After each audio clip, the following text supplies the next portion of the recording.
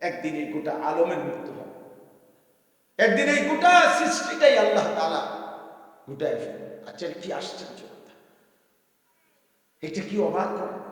এক মিনিট যদি কেউ বিবেক দিয়া ভাবে, যারে বলে কি বলেন, এত বড় আসমান ভেঙে যাবে, এই সূর্য খসে পড়বে, চাঁদ খসে পড়বে। আল্লাহ তাআলা বলছে ইদা সামাউন ফাতারাত, আসমান ভেঙে যাবে। ওয়া ইদাল কাওয়াকিবু ইনতাসারাত, তারকারাজি খসে খসে পড়বে। ইদা শামসু কুব্বিরাত ওয়া ইদাল কাওয়াকিবু ইনতাসারাত, আল্লাহ তাআলা বলছেন সূর্যটা গুটায় ফেলা হবে, পাহাড়গুলো বালির মতো তুলার মতো উঠতে থাকবে। ইদা রাজ্জাতিল আরদু রাজ্জা, এই জমিনের মাটিগুলো রেজা রেজা পাউডার পাউডার হয়ে যাবে। ইদাল বিহারু ফুজ্জিরাত, সমুদ্র খাল বিল নদীর পানিগুলো সব টকবগে উতরাইয়া গরম হইয়া বাষ্পের মতো উড়ে যাবে। না কোথাও পানি থাকবে, না কোথাও গাছ থাকবে, না আসমান থাকবে, না জমিন থাকবে, কিছু। আচ্ছা, এটা কেমন কথা? এটা কেমন আশ্চর্য বিষয়! এই গোটা আলমের মৃত্যু হবে।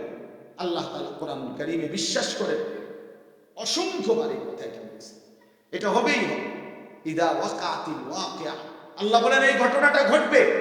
লাইসা লিওয়াকাতিহা কাযিবা, এই ঘটনা মিথ্যা মনে করার মতো কেউ হবে। যেদিন ঘটে যাবে তখন আর কারো কোনো মিথ্যাবাদী আর থাকবে না, অর্থাৎ কেউ আর অস্বীকার করার সুযোগ হবে না। চোখের সামনে, চোখের সামনে কোরআন শরীফে একটা সূরা আছে, সূরা হজ। ওই যে আমরা হজ করি না, এই হজ সূরাটার নাম।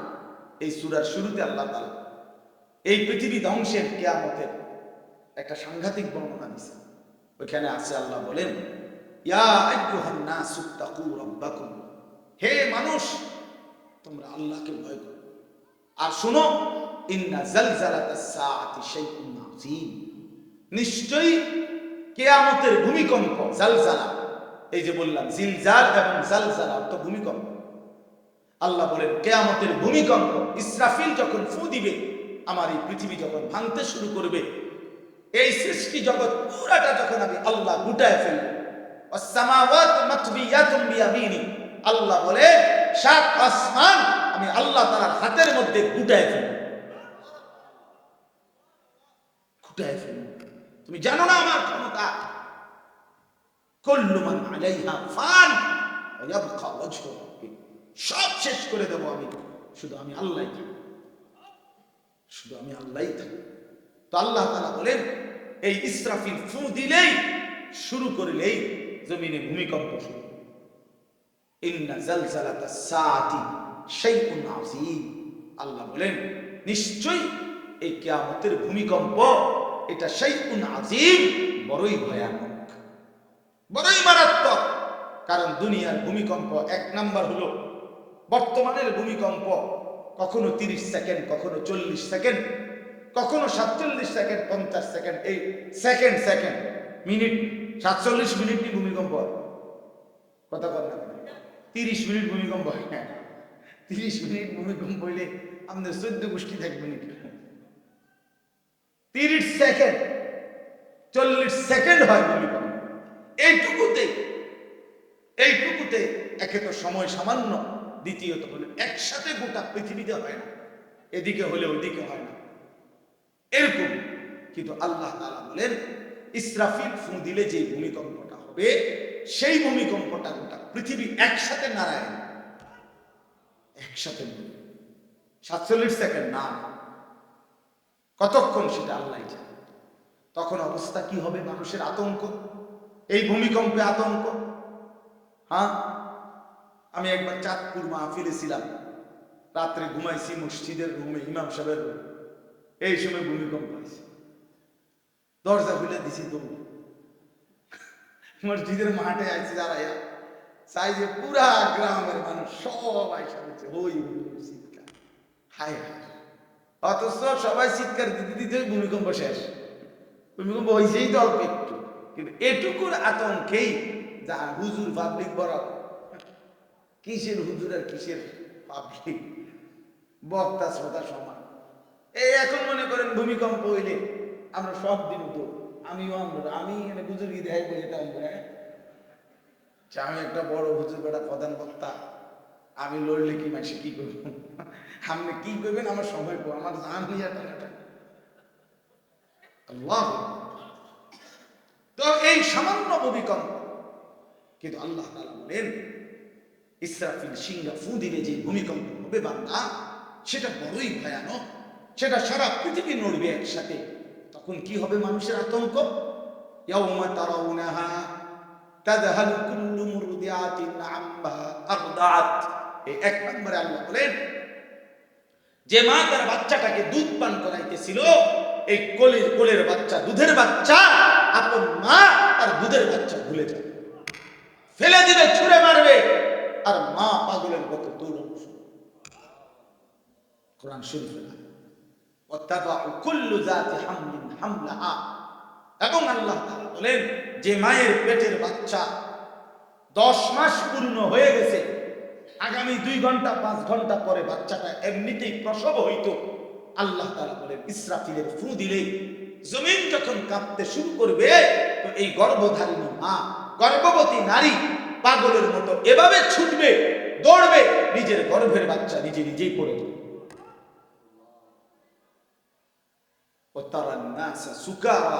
আল্লাহ বলেন মাতালের মতো সমস্ত মানুষগুলো ছুটতে থাকে। فإذا برق البصر وخسف القمر وجمع الشمس والقمر। আল্লাহ তাআলা বলে চন্দ্র সূর্য আলোহীন হয়ে যাবে, সূর্য চন্দ্র এক হয়ে যাবে। وجمع الشمس والقمر يقول الإنسان يومئذ أين المفر। লোকেরা দৌড়বে আর ছুটবে, মানুষ একে অপরকে জিজ্ঞেস করবে ভাইয়া পালাবো কোথায়, দাঁড়াবো কোথায়, কোথাও তো স্থির কোনো জায়গা নাই, কোথায় যাব?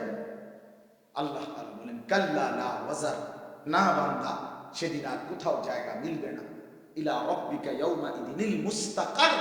আজকে শুধুই কেবল তোমার আল্লাহর কাছেই আশ্রয় ঠিকানা। এভাবে বহু আয়াত কোরআন কারীমের মধ্যে আল্লাহ তাআলা বর্ণনা করছেন। আমার ভাই, তো এই ইসরাফিলের ফু দিলে গোটা আলমের মৃত্যু হবে, ভূমিকম্প শুরু হবে। তো এই ভূমিকম্প কেন হবে? এই কাঁপতে কাঁপতে সমস্ত কিছু ভাঙ্গা একসাথে, এই সব কিছু আল্লাহর সৃষ্টি, সমস্ত কিছুই জমিনের তলদেশে চলে যাবে।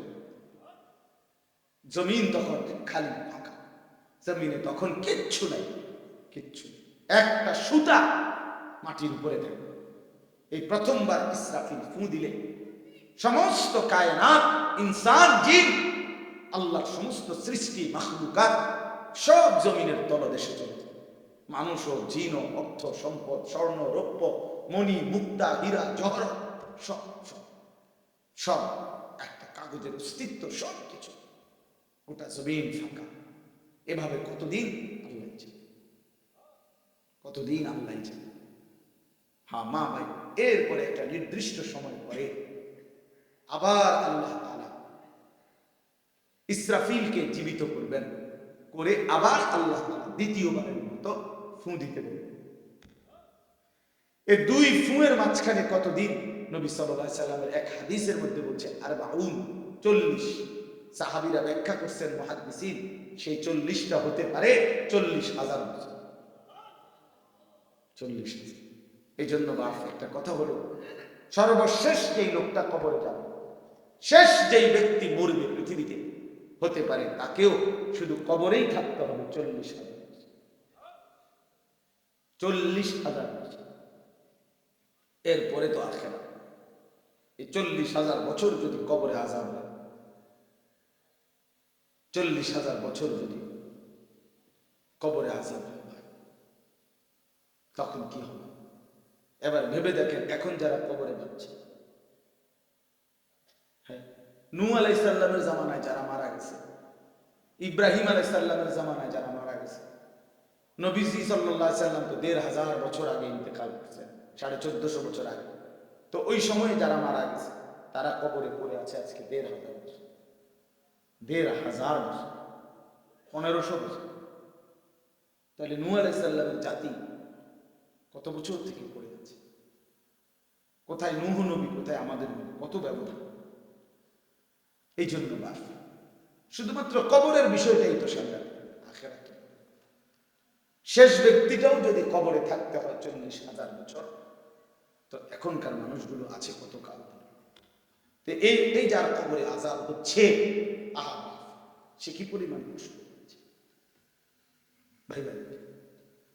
কবরবাসীদের রূহের মাগফিরাত, আরে ভাইয়া একবার চোখ বন্ধ করে 1 সেকেন্ড ভাবে, আজ আমরা যাদের রূহের মাগফিরাত কামনা করলাম, এই 20 বছরের ব্যবধানে, 30 বছরের ব্যবধানে, 10 বছরের ব্যবধানে, 50 বছরের ব্যবধানে, আবার এর পরের লোকেরা আমাদের রূহের মাগফিরাত কামনা করে। এটা কি পরিমাণ বাস্তবতা, কি পরিমাণ বাস্তব! এটাকে অস্বীকার করার, না বুঝার কিছুই নেই, মৃত্যুকে না বুঝার কিছুই নেই। কারণ এত বেশি জলজ্জান্ত আল্লাহ তাআলা এটা আমাদের সামনে দেখাইছেন, এত মানুষের মৃত্যু আল্লাহ আমাদের সামনে দেখাইছেন, এটাকে অস্বীকার করার, না বুঝার কিছুই কিছুই নেই। তো চলেন, এরপরে আল্লাহ তাআলা ইসরাফিলকে আবার জীবিত করবেন। জীবিত করে আল্লাহ তাআলা ইসরাফিল আলাইহিস সালামকে বলবেন, ইসরাফিল আবার তুমি সিংহায় ফু দাও। এইবার যখন সিংহায় ফু দিবে, তখন ইসরাফিল আলাইহিস সালামের এই দ্বিতীয় ফুতে আবার ভূমিকম্প শুরু, আবার কি শুরু হবে? ও মাঝখানে ভাই, ওই ছেলে অপদার্থ, কথা বলো না, হাসাহাসি করো না, কারো কথা বাকি থাকলে, দুষ্টামি বাকি থাকলে উঠে চলে যাও, বাহিরে আলাদা জায়গা আছে। গাফেল সন্তান কোনো কিছুতেই যাকে কোনো আসর করে। আহা, আপনারা জানেন না, আপনাদের এক এক ছেলের অবস্থা হলো কলিজাটা পাথর হয়ে গেছে, কোন কিছুই তার কলিজার কথা এত শক্ত জানোয়ার যে খোদার 365 দিনে কোন দিন ফজরের নামাজ পড়ে না, একদিনও না। মানুষের বাচ্চা এত বড় জানোয়ার হয় কেন? আরে তুই কোন মানুষের বাচ্চা? তুই কোন মার দুধ খাইলি? নাফরমান, কেমনে মানুষ? এটা কি ধরনের মানুষ? একদিনও নামাজ, ছি ছি ছি ছি ছি। মুসলমানের বাচ্চা এত বড় জানোয়ার হয় কেন? কোনদিন নামাজ পড়ে 6 মাসে 9 মাসে কোনদিন বলতে পারবে না নাফরমান। কোনদিন 5 ওয়াক্ত নামাজ পড়ছে কিনা? এত বড় অসম্ভব। মায়ের সন্তান হয় কেন? বাবার সন্তান হয় কেন? চিন্তা করো, কোনো কিছুই ছেলে পেলেদের হালাত হবে এই পরিমাণ লাগাম ছাড়া।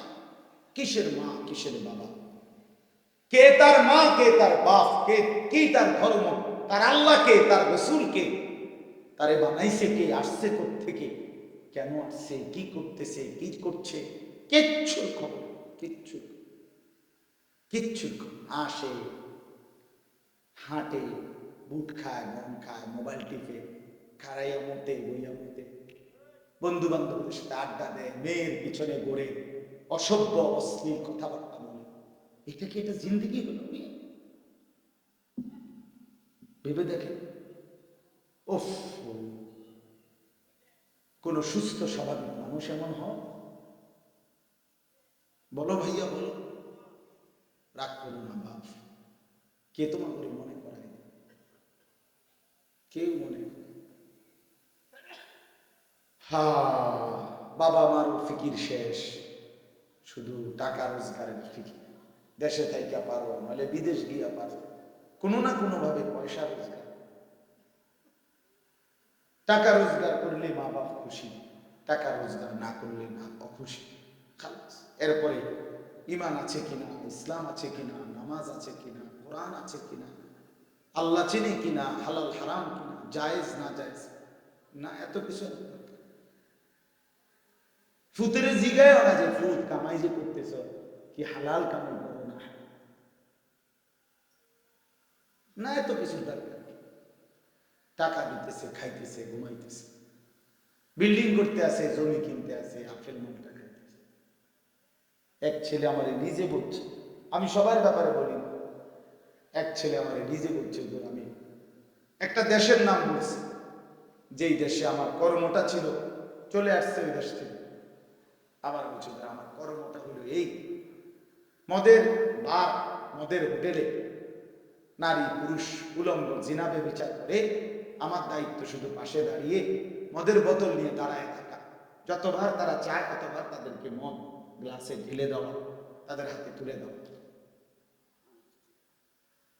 এর বিনিময়ে আমার মাসে বেতন 2 লাখ টাকা। মুসলমান, মুসলমান, মুসলমানের সন্তান, বাংলাদেশের সন্তান। তো এই টাকা যখন বাবা খাচ্ছেন, বিল্ডিং করতেছে, কোনো টেনশন নাই। আমি আবারও বলছি, আমি সবার জন্য বলি, ওই বলছি দিকে হত্যা করছে, কথা বুঝছেন? আমি তো নাম ঠিকানা বলি না। এই জন্য আমার বাপ ডাক দিয়ে না, ডাক দিয়ে না, একজনও ডাক দিয়ে না, অসভ্যরে ডাক দিয়ে না। হ্যাঁ হ্যাঁ, ডাক দিবেন কেন? হাইওয়ানকে ডাক দিবেন কেন? শোনেন, আপনারাই শোনেন, এত এত মানুষ শুনতে হবে না, কোনো অসুবিধা নেই,